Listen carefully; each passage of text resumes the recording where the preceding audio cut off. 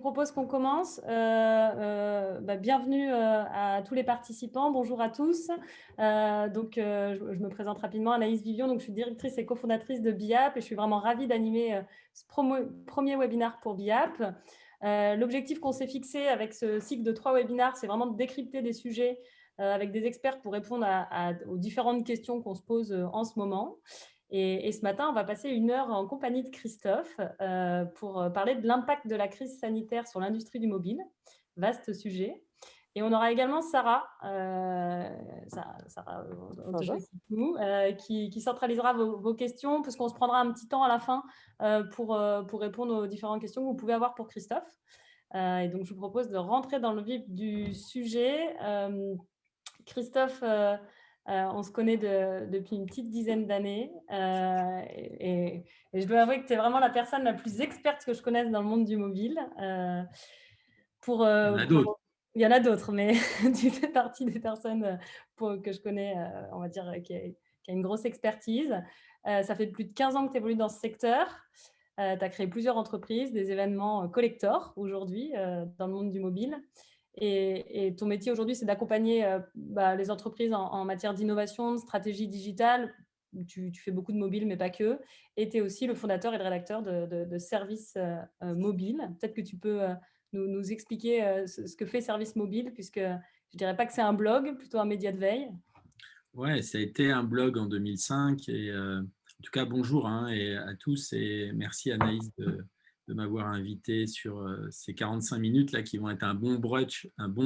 On va prendre de l'énergie tous ensemble. Service Mobile 2005, ouais, c'était un blog au début vraiment. On avait créé avec Laurent, mon associé, une boîte de marketing mobile et en fait, on a créé ce blog pour faire de la veille pour nos clients et nos prospects. Et on essayait de leur montrer tout ce qui se passait dans le monde au niveau des SMS au départ. C'est vraiment basique. Que faisaient les entreprises dans le monde avec le SMS? Et puis petit à petit, c'est devenu un média, ouais, vraiment un média avec beaucoup de rédacteurs et puis un outil de veille où il y a 15 000 articles. Donc c'est vraiment un référentiel sur l'industrie du mobile. Quand on prend plein de vieux articles, on comprend l'évolution de ce qui s'est passé. Donc voilà, je vous invite à aller le découvrir. Donc l'idée, c'est de rentrer dans le vif du sujet et ce qui nous intéresse à tous, c'est aussi toi, Christophe, avec ton œil d'expert. Qu'est-ce que tu observes dans le contexte qu'on vit, qui est quand même un peu particulier? Donc forcément, tout s'accélère sur le digital et on est là aussi pour parler de mobile. Donc je vais mettre ta première image, que tu nous expliques, tu puisses nous expliquer qu'est-ce que tu observes dans ce contexte et qu'est-ce que représente cette belle image. Ouais. Alors, déjà, pour vous dire que en fait, ce webinaire, c'est vraiment 45 minutes pour apprendre et regarder les initiatives. Il n'y a rien de… on va essayer de s'inspirer et d'être peut-être plus créatif et de donner des idées aux uns et aux autres. Et il y a des milliers d'initiatives aujourd'hui dans cette crise autour du pandémie du Covid à travers le monde. Donc là, c'est vraiment un tout petit focus. 45 minutes, c'est très court sur les milliers d'initiatives qu'il y a. Cette première slide, elle est intéressante si vous êtes un passionné de voile. C'est le départ du Vendée Globe, donc c'est l'actualité du moment. Et là, vous avez tous les bateaux, il y a 33 participants. C'est le premier bord qui est tiré peu de temps après le départ de la course. Et tout ça pour vous dire que, en fait, je pense que cette crise, elle ressemble beaucoup à de nombreux sports, mais en l'occurrence la voile, parce que les skippers ont à faire face à plein d'éléments, donc la mer, les conditions météo, les pannes du bateau, tous les aléas qui ne sont pas prévus au départ et qui vont arriver pendant ces 3 mois de course. Et donc, c'est un vrai enjeu pour eux. Chaque jour, il faut être créatif, il faut prendre des décisions, il faut avancer. Et si vous suivez cette course, vous verrez que tous les jours, il y a des rebondissements. Et je pense que cette crise, depuis le mois de décembre, quand elle a démarré en Chine, décembre 2019, on n'a pas pris la mesure de ce qui se passait. Et puis en mars, voilà, c'est un chamboulement. Et depuis mars, depuis le premier confinement, les entreprises doivent prendre des décisions quasi au jour le jour, quoi, hein. Et pour certains, on comprend que c'est très compliqué, très difficile. Ouais, Voilà, c'est une première image pour dire que voilà, il faut changer de cap souvent, il faut prendre des décisions, il faut être créatif et il faut avancer. Et le but de ces 33 participants, c'est certes peut-être de gagner, mais c'est surtout d'atteindre à la fin de la course au bout des 3 mois. Donc, je pense que pour toute entreprise, c'est de continuer à être créatif et à servir ses clients, quoi.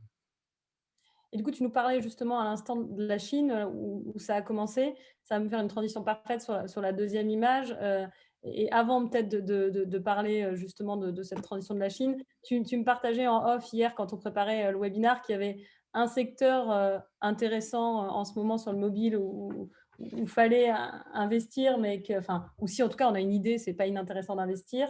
On a parlé notamment de la partie gaming. Si tu peux nous Ouais, en dire peut-être un peu ouais, ouais, plus? ouais. En fait, le grand gagnant en fait, de cette pandémie sur le mobile, c'est le gaming. Ça, c'est clair. Là, il y a des chiffres qui sont tombés il y a 48 heures d'une boîte d'analyse qui dit 25% de croissance d'une année sur l'autre euh, pour 60 milliards de dollars de chiffre d'affaires qui ont été créés. Donc le gaming, pourquoi? Parce que bah, oui, les gens étaient confinés d'une part et donc ils ont beaucoup joué sur mobile et puis ils étaient aussi angoissés et anxieux et pour passer l'anxiété, bah, ils jouent aussi beaucoup. Euh, Juste pour parler, on va pas parler trop de gaming, hein, mais Non, c'était la je petite vais pas- introduction. ouais, ouais, ouais, mais parler d'un acteur qui est assez intéressant, qui a été assez résilient, qui est un acteur mouse dans le gaming, c'est Pokémon Go avec Niantic, hein, c'est-à-dire la franchise de Nintendo. C'est énorme parce que Pokémon Go se joue à l'extérieur. Et quand le confinement arrive un peu partout dans le monde, ils se disent bah, on est mort, quoi. Qu'est-ce qu'on va faire? Et en fait, ils ont bousculé leur jeu et on a pu jouer à Pokémon Go à l'intérieur des maisons, des appartements. Donc, ils ont modifié complètement leur gameplay. Voilà, c'est impressionnant. Et qu'est-ce qui se passe? Eh ben, ils ont augmenté de 70% de leur chiffre d'affaires. C'est un carton d'audience et un carton de revenus. Et donc, ça prouve qu'en étant résilient, en surmontant une difficulté, on arrive à faire mieux. Ouais, c'est énorme. Et comme tu le disais, on n'a pas du tout axé, en tout cas, ce webinaire sur la partie gaming qui pourrait faire l'objet d'un webinaire à part entière. Ouais. Et du coup, l'idée, c'est de repartir justement d'où c'est parti, donc la Chine. Les Chinois ont passé beaucoup de temps à la maison et du coup, je te laisse, Christophe, nous dire cette image, qu'est-ce qu'elle représente et pourquoi tu as pourquoi pour toi c'était une image importante à mettre dans ce contexte justement de l'impact dans notre industrie? Ouais, cette image, elle a plein de messages différents. C'est une ligne de métro qui est à Shenzhen, qui est une des plus grandes lignes de métro au monde. Il y a 380 km de distance. Ce n'est pas la plus grande, mais c'est une des plus grandes. Elle a une station qui s'appelle Huawei. Donc, voilà, les Chinois savent célébrer leurs entreprises de technologie, ce qu'on ne sait pas trop faire dans d'autres pays. Ce qui est très marrant, c'est que cette photo est prise avec des iPhones, qui est quand même le premier marché pour Apple, hein, voilà, où il gagne énormément de parts de marché là-bas. Mais ce qui est intéressant, c'est que voilà, dans ce premier pays qui est touché par cette pandémie, c'est le premier pays qui redémarre aujourd'hui. Ils ont un consommateur qui est complètement résilient, il surmonte les difficultés, il ne se décourage pas, il ne se laisse pas abattre et il est assez optimiste. Je pense qu'on peut être pareil, il y a pas de souci. Et tous les usages qui sont apparus en Asie, et bien avant la pandémie, sont souvent en avance par rapport à d'autres pays comme les US ou l'Europe ou l'Amérique du Sud. Et ils ont changé de nombreux modèles établis. Donc je pense qu'il faut regarder toujours ce qui se passe en Asie. Moi, j'ai eu la chance en 2008 d'aller à Pékin faire un voyage avec des entrepreneurs mobiles. On a rencontré des entrepreneurs à l'époque. Et 2008, quand je regarde ce qu'on a vu en une semaine en 2008, eh bien, ils étaient sur beaucoup d'usages en avance sur ce qui allait être créé dans les années à venir. Donc, je pense qu'il faut regarder. Et Et Christophe, quels d'autant sont qu'ils sont en avance sur la 5G. Fin 2020, ils vont avoir 200 millions de personnes connectées, quoi. Et alors, sur le début de la crise, est-ce que pour toi, il y a des inspirations, des points intéressants qu'ont fait les entreprises chinoises sur le mobile, sur lesquels nous, on peut s'inspirer? Alors, il y a eu tout ce qui est lié à la santé. Bon, nous, très vite, on a aussi agi, mais peut-être qu'il faut accélérer. Et puis, on n'a souvent qu'un acteur ou deux acteurs. C'est la télémédecine à distance. Ils en ont fait très tôt. Ils ont fait un truc génial au début de la crise là-bas. Alors, c'est un truc de grande ampleur. C'est qu'ils avaient des dizaines d'hôpitaux qui étaient connectés en 5G. Et il faisait des réunions entre les services à travers les hôpitaux. Donc, du télétravail, de la téléconférence pour prendre des décisions entre hôpitaux. Bon, c'est des points qu'on arrive à faire maintenant, mais voilà, je pense qu'il faut que ça dure au-delà. Il faut que le modèle s'installe. Un autre point qu'on a vu aussi, c'est le confinement fait que les gens passent beaucoup de temps chez eux.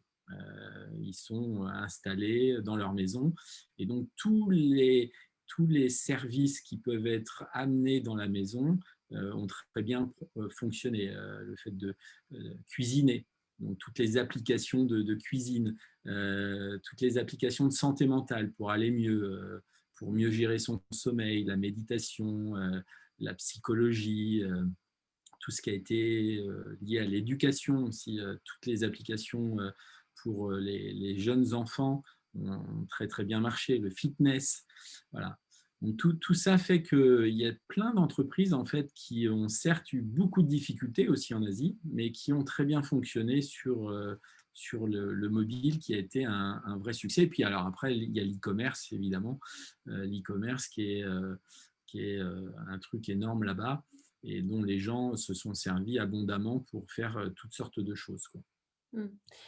Et bon, quelque part, du coup, la créativité, c'est le maître mot en ce moment parce que du coup, comme tu le disais en intro, on doit se réinventer, on doit trouver une manière de sortir par le haut de cette crise et du coup, les usages numériques s'accélèrent d'autant plus.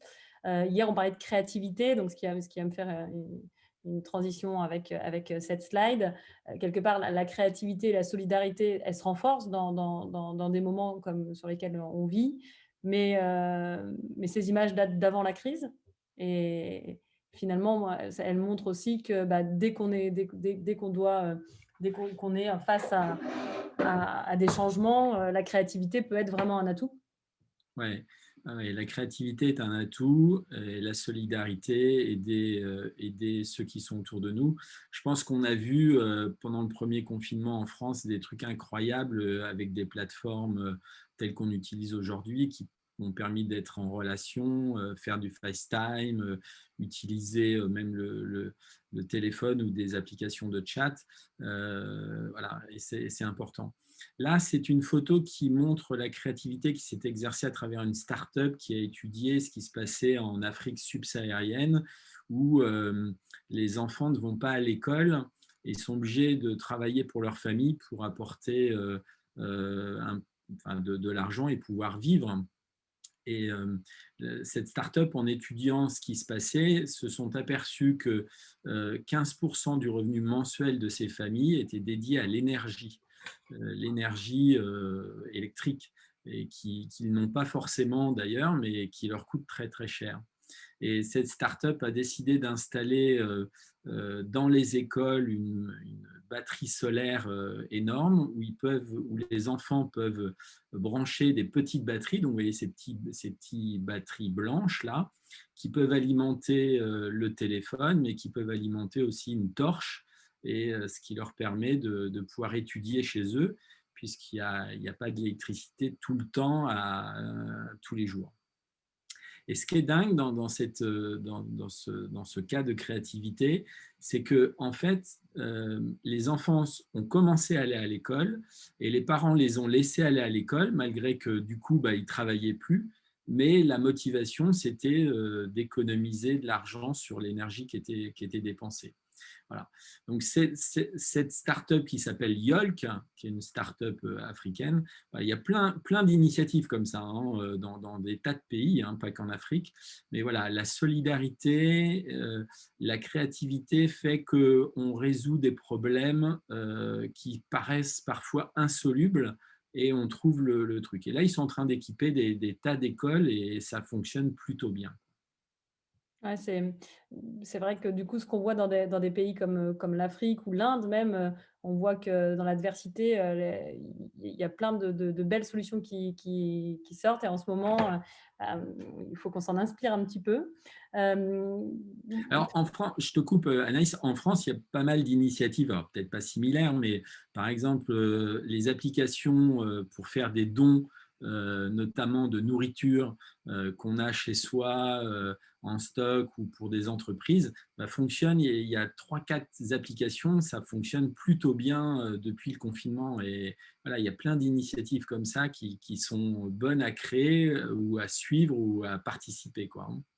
Après, là, ce qui est aussi intéressant dans le modèle que tu présentes, c'est que clairement, cette start-up, j'imagine que financièrement, même si du coup on pourrait dire que c'est une démarche tech for good, c'est-à-dire elle crée, un usage qui a de l'impact, mais elle a un modèle économique derrière aussi pour s'en sortir.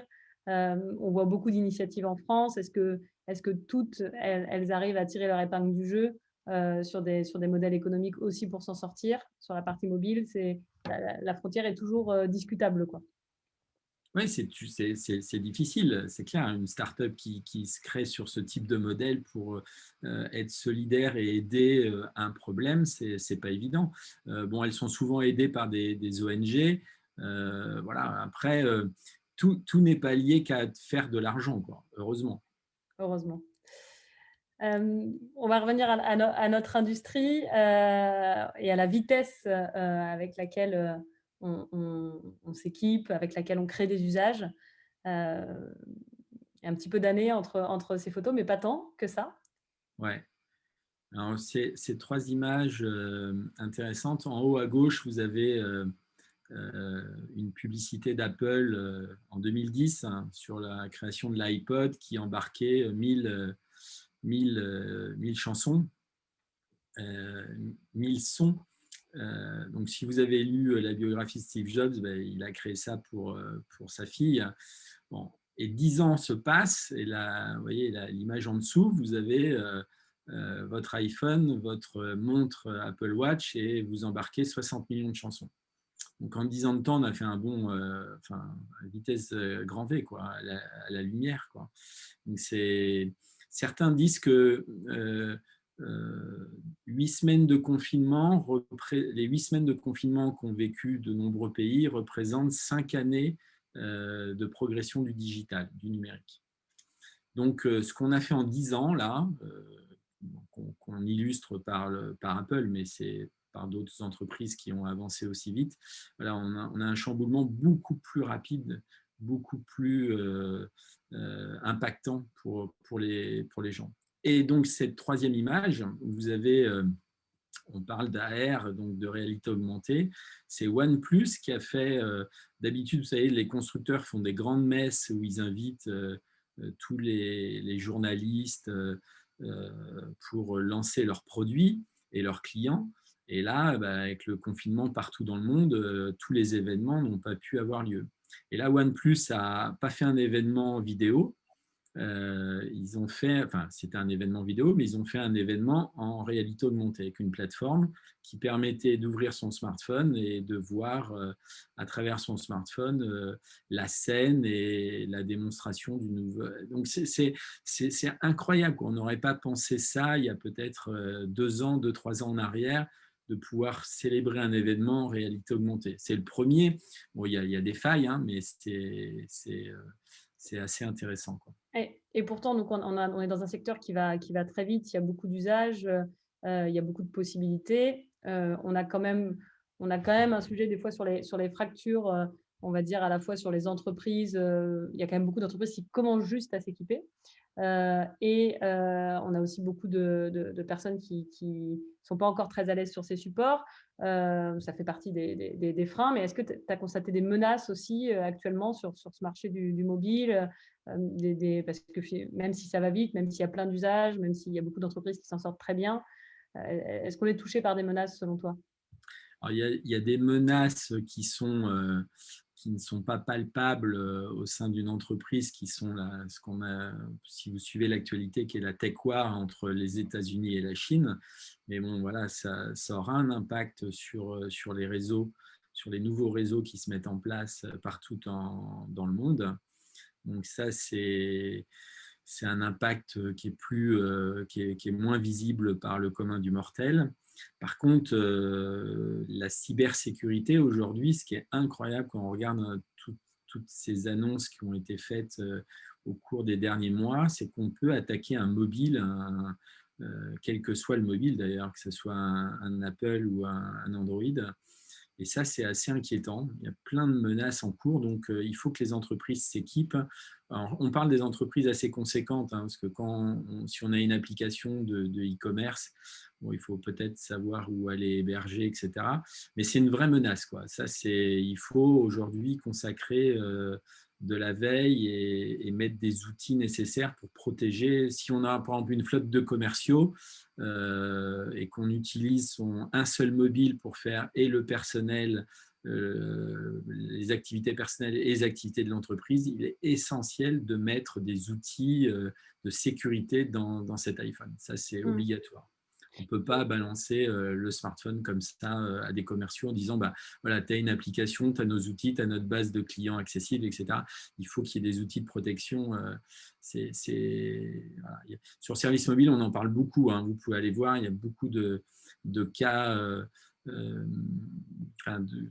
d'attaques de mobile et qui sont de plus en plus fréquentes, quoi. Ce qu'il n'y avait pas il y a 5 ans. Là, on arrive en plein dedans. Et le marché du mobile est quand même chamboulé aussi. Tu me disais qu'il y avait des entreprises qui remettaient en question les commissions d'Apple. On avait du changement de prisme de consommation aussi avec des utilisateurs qui sont beaucoup plus prêts à payer des abonnements. Finalement, c'est des gros changements Il y a des gros changements. On est dans un monde de rébellion. Et donc, quand on voit des grosses entreprises remettre en cause les 30% des stores, pas qu'Apple, mais aussi le store de Google, et c'est impressionnant de se dire ça va être un vrai chamboulement dans les mois qui viennent, parce qu'il va y avoir des changements majeurs, c'est sûr. Il y a déjà des initiatives où on va permettre de télécharger ou avoir des expériences en dehors des stores. Donc, c'est un changement de paradigme. Je pense que pendant 10 ans, on a eu les Apple Store. Les 10 prochaines années, je ne sais pas si... j'en sais rien, même si je regarde ça de près, je ne sais pas si le store va survivre ou s'il y en aura encore plusieurs, ou s'il y aura autre chose. Il y a un autre truc aussi qui est apparu pendant cette crise, un peu partout dans le monde, aux États-Unis et en Asie peut-être un peu plus, c'est que les consommateurs, du fait qu'ils étaient chez eux et qu'ils avaient du temps sur leur tablette, sur leur PC, sur leur mobile, eh bien, ont changé leur comportement d'achat et dans les achats qu'ils faisaient, ils changeaient de marque. Et la fidélisation est mise à mal. Et donc, c'est un vrai sujet de réflexion pour des tas d'entreprises, comment on arrive à fidéliser dans un contexte moyen encore de plus crise. concurrentiel, quoi. Voilà. En Et sachant que ça va durer, aujourd'hui on est en 2020, mais même si il y a des côtés optimistes, ça va durer encore quelques mois, donc il faut prendre des mesures, quoi. Par contre, la bonne nouvelle, c'est cette notion d'abonnement où il y a beaucoup d'éditeurs qui se posaient la question de se dire comment je fais pour engager mon utilisateur à ce qu'il s'abonne sur mon service, à ce qu'il paye. Quelque part, par contre, le confinement et la crise sanitaire ont un peu chahuté ça, où on a plus de facilité. Enfin, tu constates aujourd'hui qu'il y a plus de facilité à avoir un modèle économique avec des abonnements, en tout cas sur les applis. Ouais. Ce n'est pas mon constat, c'est les constats des boîtes qui font des analyses sur le sujet. Et les taux de croissance d'abonnements ont été multipliés par 7 depuis mars 2020. Donc les gens s'abonnent, ça c'est clair. S'abonnent de plus en plus sur les services de leurs applications. Et puis, il y a une augmentation des revenus publicitaires dans les applications. Ça, c'est très frappant aussi, même si c'est un marché qui souffre parce que quand vous avez de grandes marques qui n'arrivent plus à vendre, ces grandes marques qui finançaient des grosses campagnes publicitaires ne sont plus présentes, donc ça ralentit. Mais ceci dit, sur des applications tierces, eh bien, la publicité, la hausse des revenus publicitaires a augmenté pendant ces périodes. Et donc, tant qu'on est dans les données, donc ça va me faire une bonne transition sur la prochaine image. Tu nous as, on a le plaisir que tu nous partages des données exclusives, on peut dire, de Apani. Du coup, je te laisse en parler, mais qui sont hyper intéressantes sur quelque part la manière dont on consomme aussi et la différence entre les pays. Ouais. J'ai demandé à Pani qui nous sorte un top des applications de mars à août sur plusieurs continents. Donc en Asie, on a pris le Japon, il y aurait pu avoir la Corée, les US, l'Afrique du Sud et la France. Et c'est intéressant de voir les usages qui sont divers et variés. Par exemple, moi, il y a un truc qui m'a frappé quand j'ai vu ça, c'est qu'au Japon, donc, on sait que la culture est très disciplinée. La première app qui cartonne pendant plusieurs mois de mars à août, c'est l'application gouvernementale pour lutter contre le Covid. Est-ce que vous la voyez apparaître en France, aux US et en Afrique? Non. Donc, ça prouve que voilà, c'est important de tenir compte de la culture et de pouvoir tenir compte des usages quand vous lancez quelque chose dans un pays. Et puis, je voulais, à travers ce qu'a créé Apani là, sur les 4 continents, ce que je voulais montrer aussi, ce qu'on a souvent dit sur Service Mobile, c'est qu'il ne faut pas se limiter à un continent quand on crée une application mobile. C'est bien d'aller ailleurs. Le Japon est un supermarché, la Chine est un supermarché, les US, l'Afrique du Sud aussi. Donc, c'est important de regarder ce qui se passe et c'est important d'y aller, de ne pas rester simplement en France ou en Europe parce que ça vous permettra de grandir très vite. Et quand on préparait le webinaire, on a échangé sur cette slide de 2 sujets. Un, l'effervescence de l'usage de la messagerie et des usages presque e-commerce et transactionnels qui peut se passer dans certains pays. Et le deuxième point, c'est la finance qui est sous-représentée dans le top 10 pour certains pays versus pour d'autres pays. Ouais. Alors, bon, sans rentrer dans les détails, parce que en fait, il peut y avoir des chiffres là, c'est vraiment un top, c'est que du téléchargement, hein, c'est pas de l'usage, mais ça donne quand même déjà un premier impact.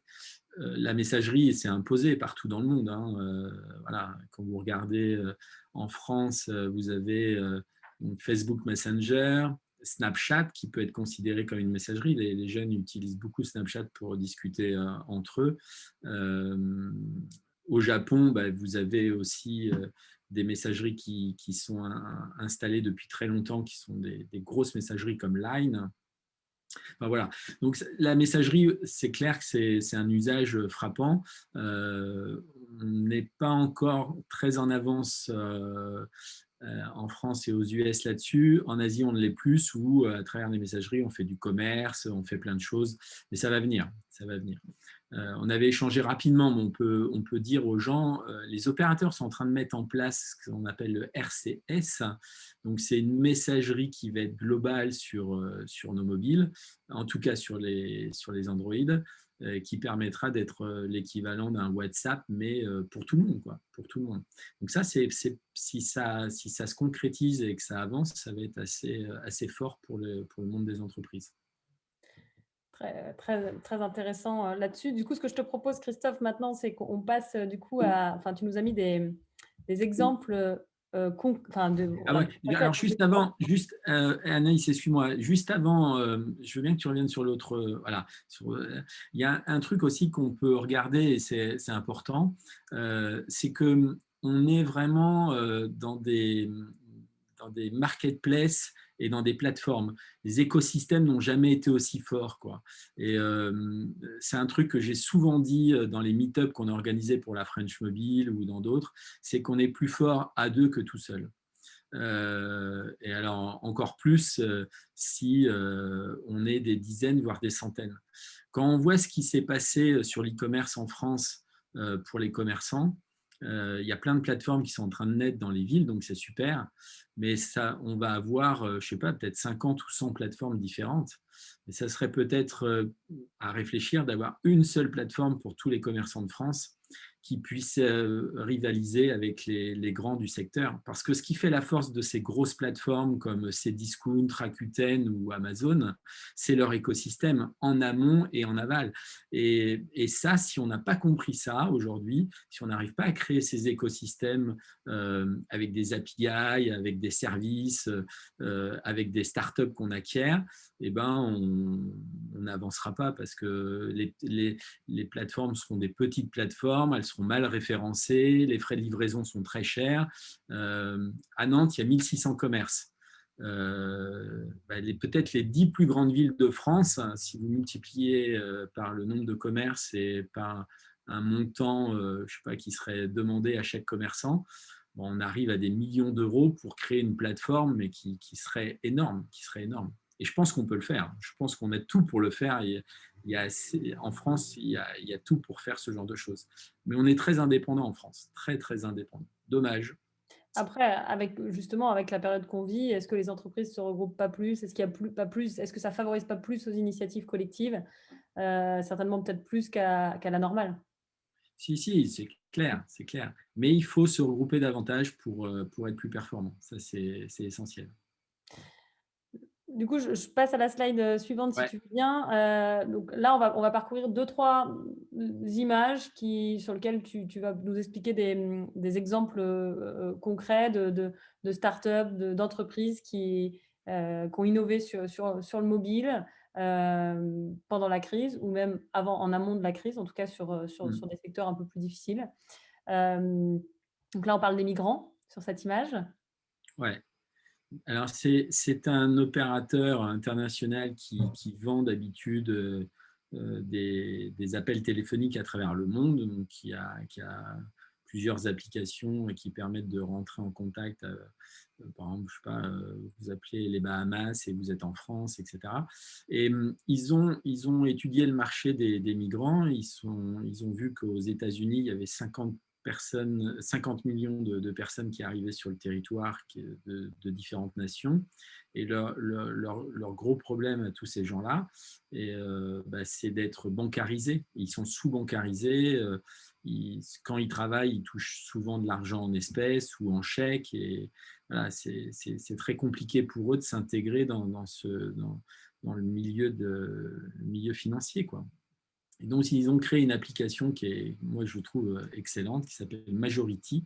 Ça a été créé à la fin de l'année 2019, donc elle est assez récente. Et elle permet de faire des transferts d'argent sans frais, des appels illimités gratuits pour 24 pays. Elle donne une carte Visa. Elle offre un plateau téléphonique avec des conseillers dans les langues maternelles, dans une vingtaine de langues. Il n'y a aucun frais de découvert, aucun solde minimum et aucun dépôt minimum. Les migrants payent quand même 5 $ par mois pour accéder à ce service, mais ce qui est vraiment très, très, très peu pour l'offre de service qui permet de bancariser tous ces gens-là. Donc à travers, et ça ne pouvait être possible qu'avec le smartphone et une application. Parce que chaque migrant, ils ont un point commun, tous ces gens-là, qui fuient leur pays parfois et qui n'ont pas le choix. Ils ont tous un smartphone dans la poche. Donc, on peut offrir des services payants ou gratuits à tous ces gens-là, quoi. Donc là, c'est pour montrer encore la créativité qu'il y a en étudiant une cible, en étudiant un mode d'usage, en poussant un usage qui n'est pas des plus simples, qui est d'avoir une banque en ligne sur son portable. Et on se dit que si on gagne, je sais pas moi, 50 $ par mois pour un migrant parce qu'il travaille pas beaucoup, ben, il n'a pas accès à tout ça. Ben, eux, ils permettent d'avoir accès à tout ça. Et je trouve ça assez génial de se dire qu'on peut créer des choses formidables pour une situation qui est compliquée et difficile.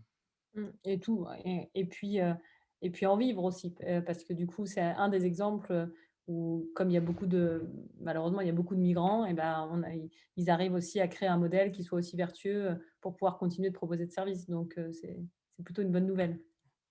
Alors, il y a plein d'autres services, hein, ce n'est pas le seul. Hein, il y a plein de services de transfert d'argent, mais celui-ci est assez vertueux et offre beaucoup de choses pour une somme dérisoire au final pour ces personnes-là, quoi. Et on va parler un peu plus du monde de la mode, du Ouais, de alors là, on voilà, change complètement on de… change complètement de de prisme, mais intéressant quand même parce que c'est un milieu et un secteur qui est quand même chahuté, dans cette pandémie. On voit des défilés, on voit, du make-up, on a des masques toute la journée bon, c'est quand même des secteurs qui ont été pas mal chahutés. Tu peux nous raconter un peu, du coup, qu'est-ce que représentent ces images et Ouais, on va commencer par celle en haut à gauche. Donc, L'Oréal, on va parler de L'Oréal, mais il y a de nombreuses marques autour de la beauté qui ont été similaires, mais L'Oréal est peut-être le plus affûté pour faire face à cette pandémie. Eux, ils ont eu à faire face à la fermeture des magasins, fermeture des coiffeurs, fermeture des parfumeries, etc. Donc, plus de vente de produits. Alors, ils avaient déjà une présence forte hein, sur le mobile, sur le web, etc. Mais ils se sont dit qu'est-ce qu'on peut faire pour lutter contre ces confinements à travers le monde, parce que eux, c'est une entreprise internationale, donc ce n'est pas qu'un confinement à gérer, c'est des dizaines de pays. Donc, ils ont passé un partenariat avec un géant du web qui est Google pour mettre des annonces quand on fait une recherche d'un produit de beauté, rouge à lèvres, blush, etc. Et la particularité en fait de ces publicités, c'est qu'elles pouvaient les envoyer en fait pour essayer en ligne les produits à travers soit YouTube, soit une application que L'Oréal a. Et j'ai trouvé ça bien de montrer cet exemple parce que L'Oréal a investi en 2018, ils rachètent des startups, ils ont racheté une boîte qui s'appelle Modiface, qui fait de la réalité augmentée, qui permet, peut-être que vous l'avez essayé pour certains d'entre vous, si vous ne l'avez pas fait, faites-le parce que c'est assez bluffant. Donc, c'est une application en réalité augmentée qui vous permet de voir le produit sur votre visage, rouge à lèvres, blush, etc. Je ne sais pas si tu l'as essayé, Anaïs, d'ailleurs. non, je Bon. n'ai pas Et il essayé. faut l'essayer parce elle est vraiment très, très bien faite et elle fonctionne très, très bien. Mais ce qui est Qu'est-ce qui s'est intéressant passé avec ça, en fait c'est que quand on écoute les gens de L'Oréal, ils disent que en fait, la moitié des ventes du web s'attendent dans les 3 prochaines années à être la moitié de leur chiffre d'affaires. Et que ce qui s'est passé là avec Google, qui était pas un test en grandeur nature, c'est que l'utilisation des outils de maquillage, en fait, a été 3 fois plus élevée que d'habitude. Les taux de conversion, les taux de vente ont été 3 fois plus élevés grâce à ce dispositif qui était mis en place, de pouvoir essayer en ligne. Voilà. Donc, on utilise des produits un peu en avance sur le marché, la réalité augmentée, mais on l'adapte à l'usage des gens, en sachant que les gens, ils savaient, et peut-être vous l'avez lu sur YouTube, l'utilisation des chaînes de maquillage de mode, c'est en pleine explosion, quoi. Mmh. Et alors du coup sur, l'image qui est à notre droite, là on parle presque télé-shopping. Ouais, alors ça, c'est une tendance qui est partie en Asie il y a quelques années, pas que depuis le confinement, mais qui s'est accélérée avec le confinement. Nous, en France, on le fait depuis très longtemps, c'est le téléachat, mais on le fait à travers la télé. télé-shopping sur certaines chaînes. Et là, en Asie, dans certains pays, notamment en Chine, mais ça arrive en France, on va citer un exemple de Nocibé qui a pris cette technique, mais l'idée c'est de se filmer en temps réel, c'est du live streaming, on présente un produit et on le vend. Bon, il y a des influenceurs très importants qui ont fait des séances comme ça de vente. Il y en a une qui est une influenceuse américaine qui est Kim Kardashian. Elle a vendu en quelques minutes 15 000 bouteilles de son parfum en le présentant comme ça en live streaming. Ça, Donc c'est ça, une c'est tendance qui vient d'arriver presque. Hein. ouais, mais c'est une tendance qui a démarré en Asie il y a quelques années, hein, c'est pas, mais qui s'est accélérée avec le confinement parce que voilà, les gens avaient besoin de rentrer en contact. Et ce qui est assez euh, intéressant par rapport à ça, c'est que par exemple Nocibé, je pense qu'il y a eu vent et qui suit peut-être l'actualité, qui fait de la veille, eh bien, ces équipes digitales ont mis en place ça en proposant à leurs clients des conseillers vidéo. Donc, on pouvait rentrer en contact avec des conseillers à travers son smartphone pour avoir des conseils liés au maquillage ou aux produits, etc. Donc, ça, c'est plutôt pas mal. Ils ont fait aussi ils ont fait des, des formes je perds le mot, mais de mise en scène de maquillage pour montrer comment se maquiller avec tel ou tel produit et après il est vendu. Donc voilà, en fait, à travers ces images, en fait, c'est s'approprier la veille que l'on fait et essayer de les adapter à son business. Et on peut très bien le faire d'une manière simple et rapide, et puis on teste, et puis ça ne marche pas, on teste autre chose, et puis on modifie, on avance, et c'est pas mal. La dernière image, c'est les défilés de mode. Alors eux, ils font ça depuis très longtemps sur YouTube, les marques de haute couture. C'est une habitude qu'ils ont pris depuis longtemps et ça fait des cartons d'audience d'ailleurs sur les chaînes vidéo. Et ils ont fait pendant le confinement, en fait, puisqu'on ne pouvait pas inviter des personnes ou très peu dans certains lieux. Louis Vuitton, par exemple, a équipé la Samaritaine de caméras 3D et qui a permis de diffuser à travers le monde le défilé de mode sur son smartphone. Gucci a fait la même chose, enfin, les grandes marques Saint-Laurent, Balmain. Voilà. Et donc, en fait, quand vous êtes chez vous, vous avez un smartphone, vous avez un PC, vous avez un écran, mais on peut diffuser de la vidéo, quoi. On peut diffuser de la vidéo et on peut faire des tas de choses, en fait. Et j'ai vu là récemment en France, il y a une ville, alors je ne me rappelle plus, je crois que c'est une ville dans le nord de la France, qui commence à filmer des commerçants sur ce qu'ils vendent et ce qu'ils font, et ils le diffusent à leur communauté, et ça, je trouve ça assez génial. Et je Une pense qu'il sorte faut avoir plein d'initiatives comme ça de pour pouvoir shopping faire du vivre le commerçant. Quoi. commerce. Ça peut être une sorte de télé-shopping du commerçant pour faire Ouais, connaître les produits des commerçants. mais il n'y a pas que ça, hein. Il y a plein d'autres idées à développer, pas que pour les commerçants, même pour les entreprises. La vidéo, voilà, la vidéo est un Et, média important, quoi. alors du coup, sur ces quelques exemples, là, on va arriver, on va arriver sur une partie où ce qui m'intéressera, c'est d'avoir tes conseils, ce que tu peux conseiller aux personnes qui nous écoutent, avant de peut-être de passer aux questions. Mais sur les quelques exemples que tu nous as montrés, donc on est aussi sur, forcément, on est aussi sur des entreprises de taille quand même importante, mais pas que. Il y a aussi de la start-up. Quel conseil, toi, avec toute la veille que tu fais, avec toute l'actualité que tu engranges sur ces sujets-là, quel conseil tu donnerais à une boulangerie ou à une PME si elle devait du coup se dire comment j'innove, comment je crée des nouveaux usages sur les supports mobiles ou digitaux? Je veux bien que tu affiches la slide. En fait, c'est difficile de donner des conseils parce que chaque personne peut donner des conseils différents en fonction de l'expérience qu'elle a. Mais l'expérience que j'ai à travers ce que je fais dans le digital depuis 17 ans maintenant, je pense qu'il y a quatre. Alors, on pourrait mettre 5, 6, pourquoi 4, je ne sais pas. En tout cas, moi, c'est celles qui m'ont toujours frappé c'est écouter les clients. Ça, c'est la base. C'est-à-dire qu'on crée un service avec eux et on le construit avec eux. J'ai toujours dit aux marques avec qui j'ai travaillé, c'est compliqué qu'une équipe réfléchisse pour les clients et construise un service. Ça peut arriver que ça marche, hein, mais c'est mieux d'écouter ses clients et de travailler avec eux pour construire le service.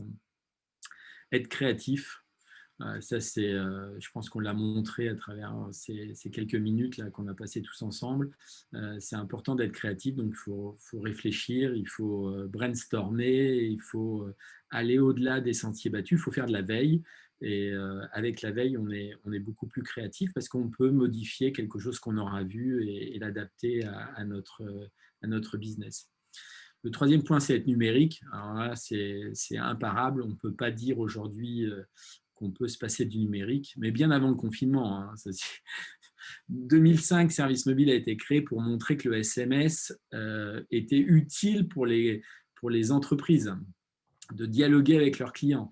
Aujourd'hui, on n'en est plus au SMS, bien que c'est toujours utile dans plein de situations, mais il faut être numérique, quoi. Il faut avoir un service, que ça soit web ou mobile, peu importe, mais il faut être numérique, c'est important. Il y a plein de moyens d'être numérique. J'ai vu un reportage récemment qui montrait une fleuriste, comment elle faisait pour toucher sa clientèle. Bon, elle a ouvert un compte Instagram qu'elle n'avait jamais ouvert, et puis elle a pris en photo ses bouquets, elle a fait connaître son compte Instagram à ses clients autour d'elle, et puis parce que ça demande du temps tout ça. Et puis elle a pris en photo ses bouquets et elle faisait de la réservation pour les clients. Et ça a super bien marché. Et elle dit, bon, c'est un vrai travail à plein temps. Bah ouais, c'est clair, le numérique, c'est un vrai travail à plein temps. En tout cas, cette crise, elle va avoir un atout, c'est qu'elle va avoir montré à des tas de gens que le numérique, bah, il faut y passer. Et alors, il ne faut pas y passer n'importe comment, mais il faut y passer, quoi. C'est obligatoire. Et le dernier truc, c'est s'adapter en temps réel. C'est-à-dire qu'il faut être capable d'évoluer aujourd'hui au jour le jour, parce que voilà, c'est une situation de crise. Et quand elle sera passée, bah, ça sera peut-être à la semaine, au mois. Mais je pense que c'est fini de faire des plans à l'année ou sur plusieurs années, quoi. Voilà, il faudra s'adapter en temps réel. Et c'est le monde du numérique est comme ça. Ça ne veut pas dire que c'est plus compliqué, mais ça va demander une adaptation particulière. Donc, écouter ses clients, être créatif, être numérique et s'adapter en temps réel. Merci beaucoup, Christophe, pour tout ce partage. Sarah, c'est le moment de rebrancher ta petite caméra pour nous dire s'il y a des questions ou si certains ont des questions ou des remarques, en tout cas, à partager avec nous. Ouais, tout à fait. Hop, je ne sais pas si vous voyez dans la Q&A une question sur la recette miracle. Je ne sais pas si vous y avez accès. Ouais, si je la vois, une recette miracle pour trouver efficacement là où les 2-3 idées qui feraient la différence pour son propre domaine d'activité. Bah, la recette miracle, c'est déjà de regarder ce que font ses concurrents. Il y a un truc, on a toujours parlé sur Service Mobile, c'est que, et on a toujours mis en avance des tas d'articles pour montrer que certaines boîtes créaient quelque chose et puis d'autres copiaient et faisaient mieux. Et donc, je pense qu'il n'y a pas de honte à copier si on fait mieux. Et donc, voilà, il faut regarder, il faut faire de la veille, il faut regarder ce que font ses concurrents à travers le monde, les métiers, etc. Et s'en inspirer et modifier les choses en fonction de sa culture. Mais il n'y a pas de recette miracle. Mais en tout cas, les gens qui arrivent à faire ça, faire de la veille, à être créatifs et à modifier, souvent, ça fonctionne plutôt bien quand même. Et d'ailleurs, du coup, ce qu'on dit souvent quand on fait de l'innovation, c'est parfois une stratégie de challenger. Améliorer ce que fait la concurrence peut être des fois plus gagnant que de vouloir se lancer dans une innovation de service ou quelque chose de très nouveau, quoi. Ouais, tout à fait. Est-ce que Sarah, tu as d'autres questions pour nous? Est-ce que vous avez d'autres questions pour Christophe? Il n'y a pas de questions fléchées, mais n'hésitez pas si vous En voulez tout cas, participer. n'hésitez pas, si vous avez d'autres questions, du coup, à les poser sur le petit Q&R ou quelque part à suivre. Vous pouvez poser toujours vos questions à Christophe, du coup, sur Twitter. Il est assez dynamique, Christophe, sur Twitter et LinkedIn. Je vous ai mis une petite capture de Service Mobile. N'hésitez pas à aller voir, du coup, ce média de veille qui est hyper large sur les sujets. Il y a pas que du mobile, il y a de la tech, il y a les sujets. Anaïs, je te coupe, ça c'est intéressant dans la photo qu'il y a du CEO de WeWard, qui est Yves Benchimol, qui a créé un service qui permet de rémunérer la génération Z, mais pas que, mais cette génération Z, on n'en a pas parlé, mais c'est un vrai truc sur lequel il faut se pencher. Et lui, il a créé une application où il faut faire des pas, il faut faire ces 10 000 pas par jour, peu importe de la façon dont on les fait. Et lui, il rémunère ces pas sous forme de coupons, de cadeaux, etc., d'argent gagné. Et ça, c'est une vraie tendance de fond à travers le monde. C'est-à-dire que cette génération Z, qui est différente de toutes les autres générations, elle souhaite, en tout cas pour certains d'entre eux, gagner de l'argent à travers ce qu'ils font. Et je pense que des jeunes comme Yves, ils ont compris ça, et cette application, elle est en train de performer, et je lui souhaite beaucoup de... Voilà. Et il y a plein d'initiatives comme ça dans le monde où on crée des applications pour faire gagner quelque chose à cette génération. En tout cas, c'est un des exemples du coup des articles que vous pourrez retrouver sur Service Ouais, Mobile. voilà, c'est ça. N'hésitez pas à y aller. Et puis, pour terminer… On a une petite question, Anaïs, juste avant, de Laure Merlin, Laure, alors, dans les commentaires, qui demande quelle perspective sur les nouveaux usages crypto-monnaie et blockchain hors crypto. Vaste sujet. Ouais, alors c'est une bonne question. Service mobile, on en parle pas mal, de toute la partie paiement, blockchain, etc. Donc il y a des tags en fait sur Service mobile qui permettent de retrouver très facilement tous les articles qui ont été publiés. La blockchain, moi je suis pas un expert de la blockchain. En tout cas, c'est une vraie révolution pour accélérer les usages dans certains domaines, pas que dans le domaine bancaire. Je pense que pour sécuriser les transferts, pour sécuriser bon nombre de services, eh bien, la blockchain peut être très, très utile. Il y a beaucoup d'articles, on a fait pas mal d'articles sur la blockchain sur Service Mobile. Les opérateurs s'y attachent depuis très longtemps, et donc il y a des initiatives qui vont sortir. Et l'autre question, c'était la blockchain, c'était aussi les paiements, c'est ça? Sarah? Oui, c'était effectivement les usages de la crypto-monnaie. Les nouveaux usages de la crypto-monnaie, pardon. Ouais, les usages de la crypto-monnaie, moi je vais donner mon expérience personnelle. Moi j'y crois pas trop, mais voilà, on est 7 milliards d'humains, donc 1 pour 7 milliards d'humains, c'est pas beaucoup. Mais j'ai téléchargé quelques applications de crypto-monnaie où j'ai investi dedans, et je pense que j'ai perdu les 3/4 de mon investissement. Bon, c'est pour résumer, quoi. Bon, vaste sujet. En tout cas, si vous avez, si Laure ou d'autres participants, vous avez d'autres questions pour Christophe, n'hésitez pas sur LinkedIn ou sur Twitter. Enfin, peut-être que Christophe, il y a un canal que tu préfères. Je cite Twitter. Non, LinkedIn je sais ou Twitter, peu importe. Voilà, c'est des endroits où tu es présent. Et puis, j'en profite pour terminer avec les 2 prochains webinaires qu'on anime chez BIAP. Le prochain est mardi prochain sur quelles aides on peut mobiliser pour financer ces projets digitaux. Donc, on fait venir Jean-Christophe de la Direct et Étienne du cabinet de Layton pour essayer de décrypter les aides de manière pratico-pratique, parce on nous en parle beaucoup, mais c'est difficile de les flécher. Et puis, un troisième webinaire qui sera le 1er décembre, où on fait intervenir Simon Robic et Théo Roland pour mieux comprendre le no-code et ses possibilités. Est-ce qu'aujourd'hui, on peut vraiment créer des usages sans coder? On en saura plus le 1er décembre. Merci, un grand merci en tout cas, Christophe. Merci beaucoup, Anaïs. Qui nous ont suivis. Merci à vous d'avoir suivi. Et est-ce que tu veux peut-être dire quelque chose pour terminer ce webinaire? Non, 45 minutes, c'est très court. On a effleuré certains domaines. Il y a tellement de choses à dire. Il n'y a pas que Service Mobile à lire. Il y a plein d'autres sites qui sont intéressants. En tout cas, ce qu'on peut rappeler, c'est faire de la veille. C'est très important de faire de la veille dans son secteur, dans son métier, pour pouvoir prendre de bonnes décisions. Voilà. Si j'ai un mot de la fin, c'est ça aussi, c'est faites de la veille. Merci beaucoup, Christophe. Merci à tout le monde. Et puis, bon appétit à tous les participants. À bientôt. Ciao.